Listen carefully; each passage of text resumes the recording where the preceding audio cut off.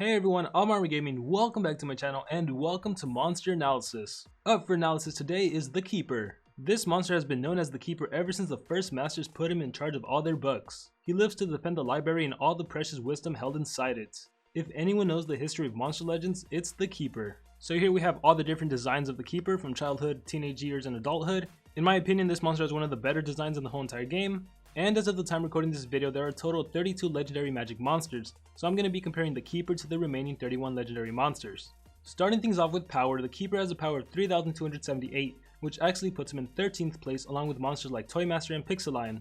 So I'm not sure what to say, considering there's 32 magic legendary monsters, being in 13th place is pretty good, but the power itself, 3278, that's really not that high. His life of 29,556 puts him in 7th place along with Gretchen. So he has a somewhat higher life than your average magic monster. And as for his speed, the Keeper has a speed of 3,432, which puts him in 19th place along with monsters like White Pandoff, Vanitas, and Blockheart. So he's slightly slower than your average magic monster, and clearly he's slower than most magic deny monsters. But at least the Keeper is faster than Egg Eater, who has a speed of 3,399. With that being said, the Keeper has a trait Bulwark. All status effects have a 50% less accuracy against all monsters of this unique cast. Bulwark is a trait that originally only VIP monsters had, so the fact that we get a non-VIP monster that has a VIP trait, that is absolutely amazing. When we look at magic monsters, a lot of them tend to have possession skills. Egg Eater also has a burn and blind AoE, as well as a single stun skill. Toymaster has a stun and a freeze skill. And then there's Uru, who's incredibly fast and also has an AoE stun skill. So because of all that diversity in terms of denying for magic monsters, the Keeper is an extremely good monster to put on defense. And he's certainly an amazing monster also to bring on offense. So moving on over to skills, for default we have Papyrus Holder and Monsters History, nothing interesting there. As for his special skill, Book Stronger Than Sword. Deals very heavy magic damage to all enemies, makes enemies very weak against magic and metal attacks. So this skill is a magic based AoE that deals 60 damage to all of the enemy monsters, and all of the enemy monsters will become weak to magic and metal, in which case magic metal attacks will be 80% stronger. So I personally don't find this ultimate to be that amazing. It is an AoE, but unfortunately it is magic based. I think it could have been better if it was special based. However, there is an argument to be made that it is kind of good that it is magic based, because later on he has a skill that does essentially the same thing. It makes all of the enemies weak to magic and metal attacks, so in which case if you were to do that skill first, and then on the following turn get your ultimate attack and use it, it'd be extremely powerful. And let's not forget that this monster doesn't necessarily have a pretty high power. But really the base power isn't too much of an issue, because you can easily remedy that with some high level strength runes, and then he actually does become one heck of an attacker. With that being said, the only way I would change my mind about this skill is if this skill actually made the enemy weak to magic and metal attack first and then attack. Some monsters actually do that with their ultimates, but I don't believe that to be the case. Anyways, moving on to skills group 1, we have Are You Talking, Rhodes Librarian, chapter 3, nothing interesting here, so let's move on over to skills group 2. Alright, so before I actually talk about skills group 2, I need to mention that there's essentially 3 different builds I'm going to be talking about. There's going to be the Keeper as an attacker, where you're going to run 2 strength runes and a speed rune. There's going to be the Keeper as a deny monster, where you're going to run all 3 speed runes. And I'm also going to be talking about the Keeper as a defensive monster, which I'm going to recommend 1 strength rune, 1 speed rune, and 1 life rune, or potentially 2 strength runes and a speed rune. So I'll get to that later. Now let's talk about skills. First off, we have Keep Quiet. Deals moderate special damage, may stun target, requires cooldown. So this is a special based attack that deals 45 damage to a single enemy. It costs 28 stamina, it has a 1 turn cooldown, and it's a 100% chance to stun. So this skill is pretty straightforward, and overall I really like it. Even though it has a 1 turn cooldown, that doesn't really matter too much, because after you stun a monster, they become immune to stun for that following turn. So the 1 turn cooldown doesn't bother me. Obviously if it was a 0 turn cooldown, it could have been way better, just in case you needed to stun one monster then stun the other. But regardless, this is a really good skill and one you definitely want to use on a defensive Keeper, as well as an all-speed Keeper, and potentially on an attacker Keeper. Moving on, we have Ebla Founder. Deals heavy magic damage, makes enemy very weak against magic, and metal attacks, requires cooldown. So this is a magic based attack that targets a single enemy, it deals 50 damage, it only costs 26 stamina, and it has a 2 turn cooldown. So I actually don't really like this skill. This skill can of course be used to set up for a future magic based attack, or a metal based attack if you happen to have a metal monster on your team. But as for the skill itself, 50 damage and having a 2 turn cooldown, I don't think that's really great. The 26 stamina cost on the other hand, that is actually quite amazing. If you ever had no stamina and had stamina regeneration on yourself, you recover about 26 stamina, which means you'd at least have a skill you can use. But overall, I don't recommend this skill regardless of what kind of build you're making. Next up, we have a skill called Your Book. Deals massive special damage, requires cooldown. So this is a special base skill that deals 70 damage to a single enemy monster, it costs 28 stamina, and it has a 2 turn cooldown. And in my opinion, Your Book is a must-have skill on every single build, whether it's an attacker Keeper, a deny Keeper, or a defense Keeper. And the reason I say this skill is good to run even on a Keeper running all speedruns is because a Keeper with base power, a level 100 Keeper versus a level 100 monster, it's still going to be dealing 9,600 damage, which is pretty good for a monster that has no strength runes and just base power. And it goes without saying that on a defensive Keeper, this is a must-have skill. especially if you're running 1 or 2 strength runes. Because even if the enemy tries to deny you, whether it be possession, stun, or freeze, the chance of them actually landing that deny effect is only 50%, so half the time they're going to be missing, which means if the keeper gets a turn in and uses your book, that attack may be strong enough to take out the enemy common or uncommon, maybe even the rare if it's not a ranked up rare, and assuming the enemy doesn't have life runes on their monster, and most of the time they'll probably be running team speed runes on their rarity monster anyways, so even if you end up losing the battle, you've at least minimized the number of coins they get. Instead of getting 3 coins, they're only going to get 2 coins, and that's even if they win the battle. So moving on to skills group 3, we have Silence on My Library. Deals heavy magic damage, may stun target, requires cooldown. So this is a magic based attack that deals 55 damage to a single enemy monster, it costs 31 stamina, and it has a 3 turn cooldown. Now in my opinion, a 55 magic based attack that has a 3 turn cooldown with a 31 stamina cost that only stuns, it's overall not that great of a skill. And I'm tempted to say that it's better to run Keep Quiet even though it deals less damage, just because the stamina cost is lower and the cooldown is lower, but at the same time, if you're running the Keeper as an attacker, it might be better to just go for the skill that deals a greater amount of damage, especially if you're running strength runes, you want to benefit from those strength runes. And another reason to run Keep Quiet over Silence on My Library is that Keep Quiet is special based. So if you use this skill against a magic monster, Keep Quiet is going to be more beneficial than Silence on My Library. But if you were to use a skill against a non-magic monster, it's obviously better to use Silence on My Library. So if you're running the Keeper as an attacker, you're most likely going to have to choose between one or the other skill, or you could potentially run both of the stun skills, but you're going to have to forego using his AoE, so that's a choice you're going to have to make for yourself. As far as making a denier keeper, I would recommend running both stun skills, and as far as using the keeper for defensive purposes, I would once again recommend you run both stun skills. Moving on, the next skill we have is Alexandria Curse. Deals moderate magic damage to all enemies, makes enemy very weak against magic and metal attacks, requires cooldown. This is a magic based attack that deals 35 damage to all enemy monsters, it costs 35 stamina and has a 3 turn cooldown.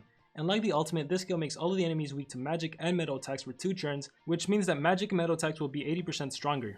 So I don't think a denial or a defensive keeper would benefit from this skill. The only kind of keeper that would realistically benefit from this might be the attacker. And I say might because even an attacker might not have that much of a need for this skill. Going back to the fact that the keeper has this amazing skill that deals 70 damage, this could potentially be strong enough to one-hit an enemy monster, depending on the kind of runes you give the keeper. Obviously they're going to have to be really high leveled runes, such as 9 or 10. Potentially even level 8 runes. Now in a Team Wars, assuming you can actually give your monster some high level runes, if you start the game off by using your book and eliminate one of the enemy monsters, and if the remaining monsters are legendary and say common or uncommon or even rare, then the rarity monster isn't really that much of a threat, in which case only the surviving legendary monster is a threat, in which case it wouldn't really benefit you to run an AoE. You're better off just using one of your single stuns on the following turn. However, if we take a look at another Team War situation, let's say it's common magic and some other element, instead of starting off with your book, you could always start the game off with Alexandria Curse, and this skill would be strong enough to eliminate the enemy common monster, and once you eliminate the enemy common monster, if that common monster had like team speed runes, you would decrease the speed of all of the enemy team, and the 2 remaining legendary monsters are going to be weak to magic and metal attacks. So on the following turn with the keeper, instead of using your book, you can use Silence on My Library, which is going to be 80% more effective, regardless if you're attacking the magic monster or the non-magic monster. So it's ultimately up to you to decide whether or not you want to run this skill. If you do want to run the skill, then I would recommend you use Silence on My Library instead of Keep Quiet. Because otherwise, if you choose to run Alexandria Curse and you decide on Keep Quiet, you're not going to have any magic based attack to benefit from. So once again, the choice is ultimately up to you.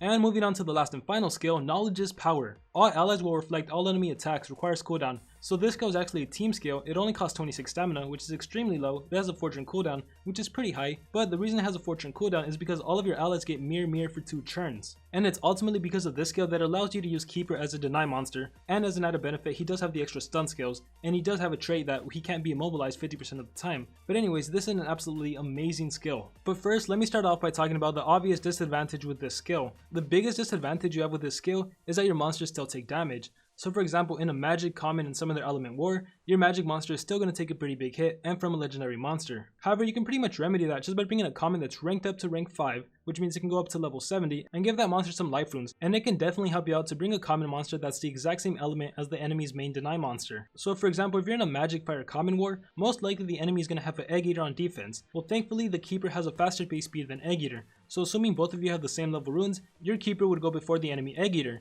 You can start the game off with Knowledge is Power. After the keeper goes, it's going to move over to Egg Eater. If Egg Eater does either of his AoEs, whether it be the AoE Burn and Blind or the AoE Possession, both of them are magic based. So if you brought a level 70 genie with you, there's no way the Egg Eater is going to be able to kill him in 1 hit. And even if the enemy Egg Eater was to do a special based single target hit against your common, because of your life rune, your common isn't going to be dying. But anyways, assuming the enemy Egg Eater does an AoE possession or an AoE burn and blind, regardless of what you do, you're going to be reflecting that attack back at the enemy. And for those of you that don't exactly know how AoEs work, when the enemy monster uses an AoE against your own team, if all of your monsters have the ability to reflect, it's the monster in the middle that actually reflects the attack. So going back to my scenario where it's common, fire, and some other element, let's say your fire monster is your attacker. Let's say your fire monster has 2 strength runes. And so because the enemy Egg Eater used the AoE against your team, if the monster in the middle is the fire monster, that monster is going to reflect the attack, and it's not going to be dealing low damage, it's going to be dealing a high amount of damage because you have the benefit of your strength runes. So for example, Egg Eater's multi-effect eggs only deals 20 damage, his possessing egg deals 25 damage. If your attacker reflects it, it's going to be dealing way more damage than that. And let's say the enemy Egg Eater did the AoE possession and your fire monster did get possessed, on the following turn it doesn't matter because you reflected it back, so even the enemy fire monster is possessed, and when it's the fire monster's turn, it's going to be attacking its own team. So running a 3-speed keeper can be extremely powerful, and if you play your cards right, you can even get 3 coins even when it's common for the other elements. So starting off with using the keeper as a deny monster, you want to run Knowledge is Power, Silence on My Library, Keep Quiet, Your Book, and obviously you want to give this monster 3 speed runes. And if you want to run the keeper as an attacker, I would honestly recommend the exact same skill set. The only difference is that you would run 2 strength runes and a speed rune. Or one potential change you can actually make is instead of running Keep Quiet, you can run Silence on My Library and Alexandria Curse. So that's the only slight variation. And as far as using the keeper as a defensive monster for Magic Wars, I would recommend the exact same skill set: Knowledge is Power, Silence on My Library, Keep Quiet, and Your Book. And the only difference would once again be the runes. Instead of running 3 speed runes, you could potentially run 3 speed runes, but I would recommend having at least 1 strength runes. So you could either run 2 speeds and 1 strength, or you can run 2 strength and 1 speed, or my personal favorite would be 1 strength, 1 life, and 1 speed rune. And the reason I'm not too much in favor of running 3 speed runes is because there are so many magic monsters that are way faster than the keeper. So realistically, the enemy is going to be going before the keeper anyways, so why bother giving him 3 speed runes when he's going to be going second anyways? The reason you want to give a keeper on defense 2 stun skills is because when your monster is on defense, you essentially want to make the skills AI proof. You want whatever skill the AI does to do something to the enemy, so being able to stun is really good. If the AI starts the game off with Knowledge is Power, that's obviously really good, because now for the next 2 turns, the enemy has to be extremely careful with what skills they use against you. And obviously, Your Book is just an extremely powerful attack. It deals 70 damage, so especially in the team wars involving common, magic, and some of their elements, Your Book would still deal 9,600 damage against a level 70 common, which is why you want to run at least 1 strength rune. If the enemy common happens to have a life rune, your strength rune is going to be enough to overpower that life rune and still knock it out in 1 hit. And because the keeper has Bulwark, the enemy may not be able to deny if it's trying to do an AoE possession. So if he tries to do AoE possession and it fails, then the keeper can easily 1-hit the enemy common. And even if your defensive team still ends up losing, at the very least you prevented the enemy from getting all 3 coins. Now they're only going to get 2 coins, which may help you out in the long run. You never know, it could be because of that 1 coin that your team ends up winning. So that's pretty much going to sum up my analysis on the keeper. Please let me know what all of your guys' thoughts are on this monster. How are you guys going to be using this monster? Are you going to be using him as an attacker, as a denier, or are you going to be using him primarily for defensive purposes? And if you do actually plan to use him for defense, what runes are you going to be using? Please let me know in the comments below. And with that being said, thank you all for watching. Make sure to let me know what monster you want to see analyzed next. Remember to dream big and pursue your passions.